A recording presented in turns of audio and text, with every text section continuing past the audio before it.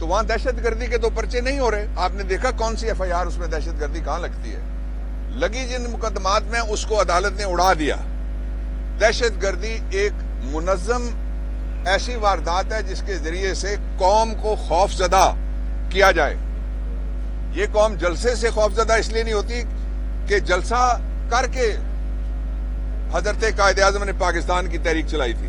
یہ ریلی سے اس لیے خوف زدہ نہیں ہوتی کہ ریلی میں لے کے رہیں گے آزادی کا نعرہ قائد اعظم علیہ رحمت نے لگوایا تھا.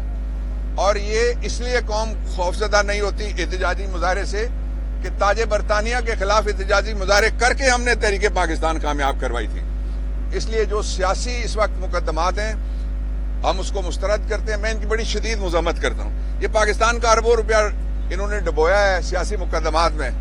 اور نواز شریف کے لیے خوشخبری یہ ہے کہ وہ جتنے بھی کالے قوانین بنا رہے ہیں, جتنے بھی وہ آدھی رات کو کالی ترامیم کر رہے ہیں, ان ترامیم میں یہ اس کا ریکارڈ ہے. اس نے 1997 کا بنایا اینٹی ٹیررزم ایکٹ, خود پکڑا گیا. اس سے پہلے کراچی کے 8 لڑکے سزائے موت ہو گئے, اپیل ہی نہیں ہوئی. اور وہ اس نے بنایا تھا ملٹری ٹرائل کورٹس.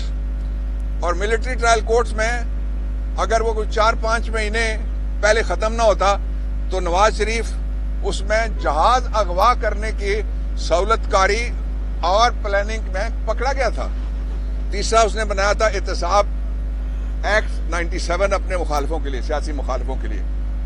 اس میں اس کا پورا چور ٹبر پکڑا گیا. تو اس لیے پاکستان تحریک انصاف اور پاکستان کے لوگ یہ جانتے ہیں کہ جس طرح دنیا کی سب سے بڑی اسٹیبلشمنٹ کو وی دی پیپل امریکہ نے شکست دی ہے, پاکستان تحریک انصاف کے سامنے کوئی بڑا چیلنج سیاسی موجود نہیں ہے. یہ جو سازشی مقدمات ہیں ان کا خاتمہ بہت ضروری ہے.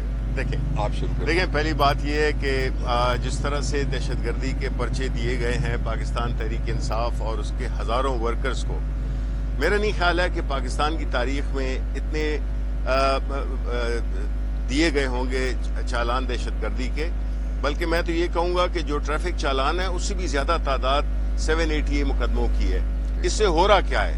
اس سے ہو رہا یہ ہے کہ جو دہشت گردی کی جو ایک وہ سیریسنس ہے, یعنی اس کی جو سنجیدگی ہے اس جرم کی, اس کو کم کیا جا رہا ہے. اور دہشت گرد جس میں کہ جس طرح کہا گیا گلبھوشن یا عمر ایوب یا شبلی فراز اور ہمارے اس طرح ہزاروں, اور اس طرح ہمارے قائد عمران خان, اگر وہ دہشت گرد ہیں تو اس کا مطلب ہے کہ آپ نے دہشت گردی کو ایک عام کر دیا ہے. بالکل اس کی جو سنجیدگی ہے اس کو آپ نے ڈائلوٹ کر دیا ہے.